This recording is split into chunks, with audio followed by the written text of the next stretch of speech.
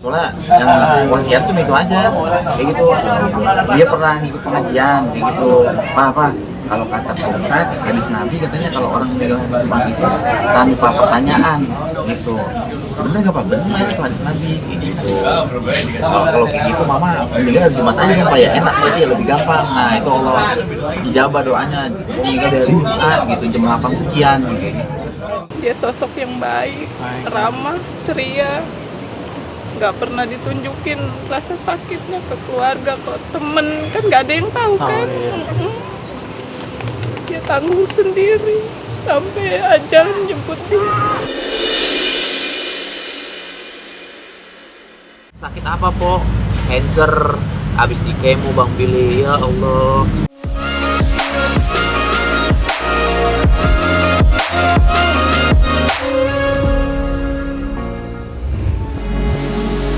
Sebagai pelawak sekaligus presenter, Mpok Alpa selalu tampil ceria dan penuh canda. Namun, siapa sangka di balik senyumnya tersimpan penderitaan besar. Selama 3 tahun terakhir, ia diam-diam berjuang melawan kanker tanpa pernah mengumbar kondisinya ke publik. Kesehatannya makin menurun sebulan belakangan akibat batuk yang tak kunjung sembuh. Hingga akhirnya sel kanker itu menyebar ke paru-paru. Bahkan, Mpok Alpa sudah punya firasat akan pergi. Ia sempat menulis surat wasiat sebelum menghembuskan nafas terakhirnya. Lantas, seperti apa isi pesan terakhir dalam selembar surat peninggalannya? Oke Bu Mariati, Iya. berarti makamnya almarhumah Mpok Alpa itu berdekatan dengan makam keluarganya. Iya. Siapa aja Bu yang dimakamkan di situ? Ada ibunya Oh, di ibunya di sini, sini. Bu Rini, almarhumah. Ini neneknya, Anaknya di sini. neneknya di situ. Nah ini kerabatnya semua, kerabat semua di sini. Kecuali bapaknya. Kalau bapaknya itu di Kampung Kandang karena memang sudah ada wakaf keluarga di sana. Kalau di sini wakaf keluarga. Jadi keluarga dari neneknya sini. Sedih, kehilangan. Sampai ini masih ngering Ya, aku merinding. Sampai saat ini belum benar-benar percaya kalau Nina udah nggak ada.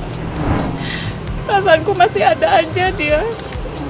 Belum pergi ninggalin kita semua. Nggak nyangka aja karena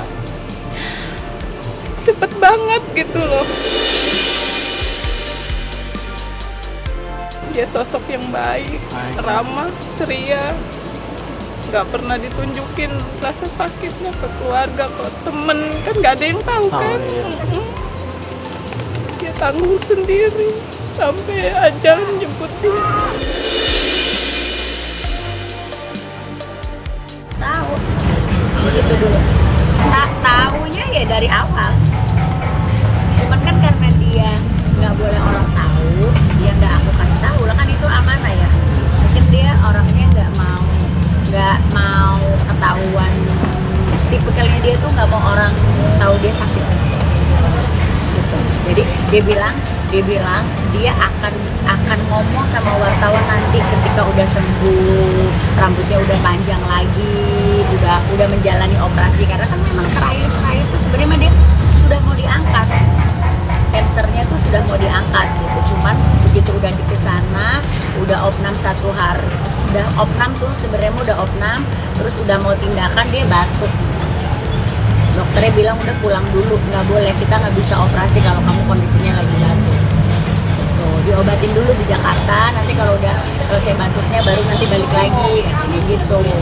Minggu lah dia di rumah sakit, terus dia pengen pulang karena kalau cuman batuk mah udah inilah, demamnya juga udah turun, dia kangen sama anaknya, dia pengen kerja, walaupun akhirnya nggak bisa kerja juga karena dia udah pulang berapa minggu, terus dia pingsan lagi tuh, akhirnya dimasukin ke Darmais karena berdasarkan keputusan dari dokter yang di sana disuruh masuknya ke rumah sakit yang spesialis. Pesan terakhir kan sempat viral juga tulisan wasiat yang dibacain oleh Pak Irfan Hakim ya. Nah itu seperti apa mungkin Bang ya, nitipin pesan ke teman-teman artis, terus teman-teman keluarga. Pesannya untuk saat ini kan saya emang belum buka, saudara-saudara saya itu ya bilang jangan buka HP dulu kayak gitu kan, atau TikTok atau beritanya tentang ini, jadi ingat saya kan, dia tahu kan 2 hari kan saya ini baru ini saya ini itu agak semangat itu hari saya kan saya belum sampai saat ini saya belum berani naik ke kamar. Kenapa itu banyak kenang-kenangan? Oh dari kita baru nikah tuh kasur masih simpan, lemari saya bawain, lemari itu waktu saya nikah saya bawain kayak gitu, jadi masih banyak kenang-kenangan juga gitu. Jadi untuk saat ini saya masih ada berada di bawah gitu kayak gitu. Jadi hal kayak gitu saya lagi tutup dulu gitu, saya tutup kayak gitu. Tapi tahu Bang soal yang surat wasiat yang dibaca nama Irfan ini yang belum. Ya apa itu belum tahu. Oh yang ini yang untuk keluarga, sahabat dan penonton, kalau aku udah nggak ada jangan nangis, jangan lama-lama, hidup harus terus berjalan. Oh itu baru tahu. Iya baru tahu. Soalnya yang wasiat tuh itu aja kayak gitu. Dia pernah ikut pengajian kayak gitu. Apa kalau kata Pak Ustadz, hadis Nabi katanya kalau orang meninggal hari Jumat itu tanpa pertanyaan gitu. Bener nggak Pak? Bener itu hadis Nabi kayak gitu.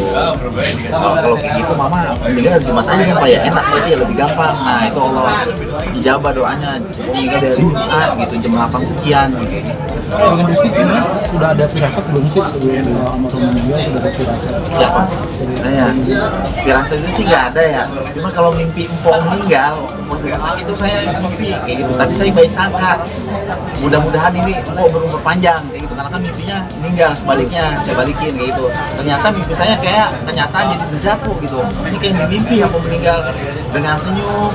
Cuman meninggal cuman kita peluknya Pak ini udah nggak kuat kan untuk nama susu yang nggak kuat itu copot sendiri kok nggak kuat saya peluk ikutin apa cuma sampai asa la ilaha illallah cuma sampai Allah aku langsung merem gitu udah gitu doang gampang.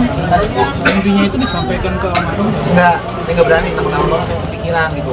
Malam mau meninggal tuh saya duduk tuh di bangku dan lagi dia gini lihat, ntar saya lihat dia begini gitu, ntar saya lihat tadi ini saya balik lagi lihat tadi ya udah balik lagi gitu, jadi nggak mau tatapan. Itu nggak ada pesan lain nggak sih dari almarhum mungkin yang nggak bisa dipandang hati? Yang paling pesannya ya jaga anak-anak dari pendidikannya biar tinggi-tinggi pas sekolah, sayangin anak-anak ya mah, pokoknya anak-anak itu udah tanggung jawab apa semuanya gitu.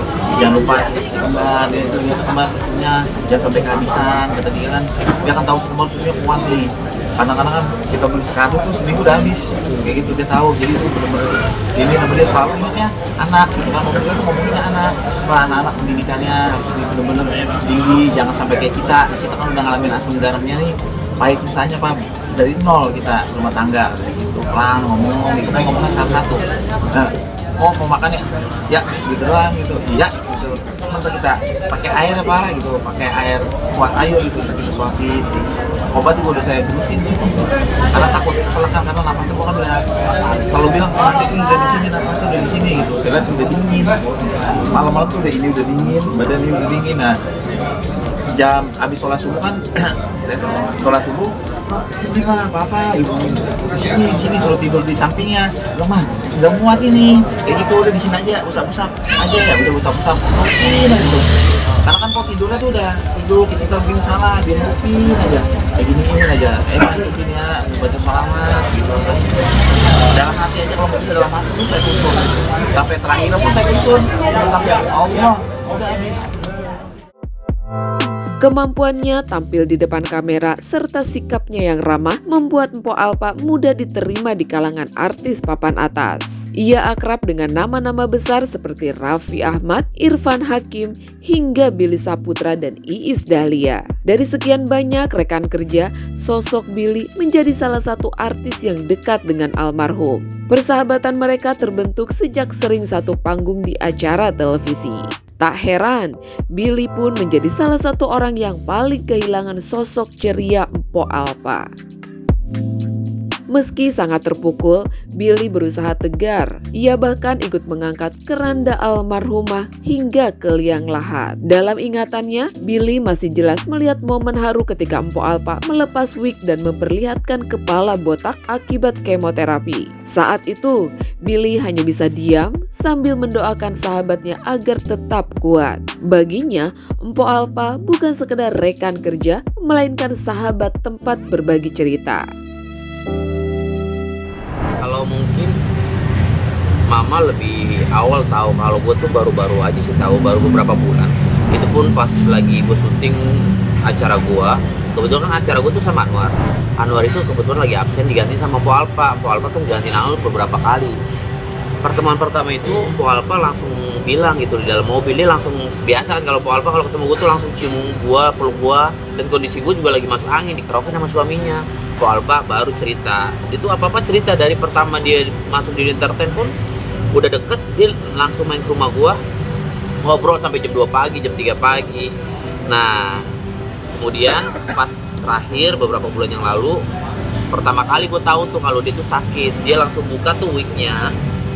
Mohon maaf ya, gue harus jujur karena memang udah ada berita juga kan, kalau Po lagi sakit cancer, dia buka tuh wignya, kepalanya botak. Gue kaget, ya Allah Po, kenapa Po? Iya Bang Billy, yang tahu Bang Billy sama A Irfan sama Arafi, dia bilang seperti itu. Kemudian gue bilang, sakit apa Po? Cancer, habis di kemo Bang Billy. Ya Allah, dia udah Po, pokoknya sehat-sehat, dia doain aja Bang Billy, udah doain. Kemudian sampai akhirnya ya udah kita syuting biasa aja, kayak nggak ngerasa sakit aja sih Po kalau gue lihat. Gitu sih, bisa menilai seseorang tulus atau enggaknya, baik atau enggaknya dari penilaian diri kalian sendiri gitu loh. Gue ngerasa kalau Po ini orang yang nggak cuma sama gue, dia sama orang dari kalangan apapun dia masuk, dia friendly, dia baik, dia periang, rame. Gue suka dari Po itu aja sih. Ketika gue sama Po tuh kayak nggak ada kekosongan, kayak ceria aja gitu. Kita ngobrol, bercanda, apalagi orang Betawi, dia apa-apa cerita sama gue. Mau nggak mau kan kalau dicerita sama gue tipe orang tuh nggak pernah mau cerita apapun tentang kehidupan gue. Ya paling kalau misalkan di TV ya ini mah entertainment gitu loh. Ya gue harus menceritakan gitu. Tapi kalau secara pribadi pure, gue tuh tipe orang yang diem gitu loh. Nggak pernah mau cerita terlalu dalam banget. Nah kalau sama Po tuh kayak kadang gue cerita gitu sama Po, nyambung, kasih masukan satu sama lain. Kemudian itu yang membuat gue tuh sampai akhirnya ngerasa kehilangan ketika Po udah ninggalin kita semua sih. Kepergian Po Alpa juga menyisakan luka mendalam bagi pendangdut senior Iis Dahlia. Ia mengenang Po Alpa sebagai sosok polos yang mudah percaya pada orang lain hingga sering ia nasihati agar lebih berhati-hati. Bagi Iis, Po Alpa sudah seperti anak sendiri, bukan hanya sekedar rekan kerja. Dia kenalnya lucu aja gitu dengan kepolosannya dia. Kalau aku sih kalau ngobrol berdua, aku sering marahin dia. Karena Mama dianggap sebagai orang tuanya. Ya Ma ya? Iya, karena dia tuh kayak dibohongin orang mulu gitu loh. Aku bilang gini, Bo ya kalau datang cerita itu sebelum, jangan setelah. Kalau setelah itu udah terjadi kan. Kalau sebelum kan maksudnya Ma aku mau usaha nih, aku begini. Kayak dia tuh kadang-kadang suka ada sotoynya nih anak ya kan. Karena kerasa mungkin dia punya uang pengen usaha gitu ya. Tapi kan aku bilang harusnya sebelum usaha itu kamu tanya, Ma ini begini, sebelum berobat, Ma ini begini. Kadang-kadang dia tuh mungkin dia pikirkan kita sibuk ya, jadi dia nggak mau ngerepotin. Tapi terus akhirnya ya cerita juga setelah semuanya tuh udah kejadian gitu. Kini, persahabatan Po Alpa dengan rekan-rekan artis tinggal kenangan indah yang tak tergantikan. Sebuah ikatan tulus yang akan selalu hidup dalam ingatan mereka meski sosoknya kini telah tiada.